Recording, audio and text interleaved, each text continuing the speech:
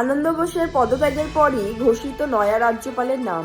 চিনে নিন আর.এন. রবিকে। বাংলার নয়া রাজ্যপাল হচ্ছেন আর.এন. রবি। তিনি বর্তমানে তামিলনাড়ুর রাজ্যপাল। অতিরিক্ত দায়িত্বভার নিয়ে পশ্চিমবঙ্গের রাজ্যপাল হচ্ছেন সিবিআই ও আইবি এর এই প্রাক্তন কর্তা। ভোটের আগে প্রাক্তন কেন্দ্রীয় অফিসারকে রাজ্যপাল হিসেবে নিয়ে আসা একাধিক জল্পনা উস্কে দিয়েছে।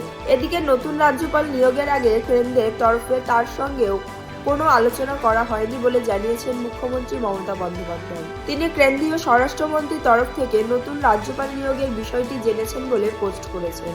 তবে কে এই আর.এন. রবি? 1952 সালে এপ্রিল মাসে বিহারের পাটনায় জন্ম।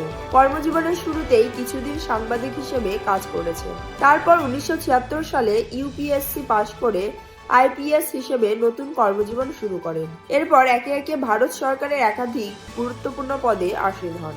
সেন্ট্রাল ব্যুরো অফ ইনভেস্টিগেশন ও ইন্টেলিজেন্স ব্যুরোর কর্তা হিসেবে দায়িত্ব পালন করেছিলেন। 2014 সালে তাকে জয়েন্ট ইন্টেলিজেন্স কমিটির চেয়ারম্যান নিযুক্ত করা হয়। তারপর 2018 সালের অক্টোবরে ডেপুটি ন্যাশনাল সিকিউরিটি অ্যাডভাইজার হন। আইপিএস অফিসার হিসেবে অবসর নেওয়ার পর 2019 সালে তাকে নাগাল্যান্ডের রাজ্যপাল হিসেবে নিযুক্ত করা হয়। 2021 সালের সেপ্টেম্বর পর্যন্ত ওই রাজ্যের দায়িত্বে ছিলেন তিনি।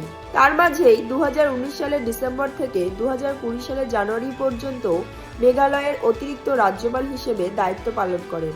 এরপর 2021 সালের 18 সেপ্টেম্বর তামিলনাড়ুর রাজ্যপাল হন। বর্তমানে তিনি তামিলনাড়ুর রাজ্যপাল।